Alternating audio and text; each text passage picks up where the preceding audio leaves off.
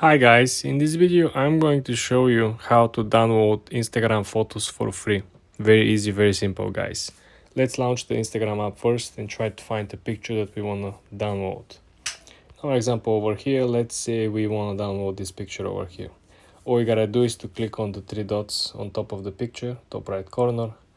Then you want to click on link.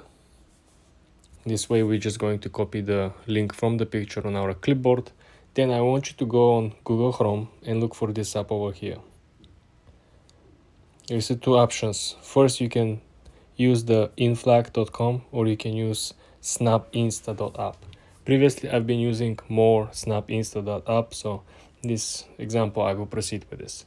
So all you want to do over here is simply to come over and paste the link. Okay, then you click download.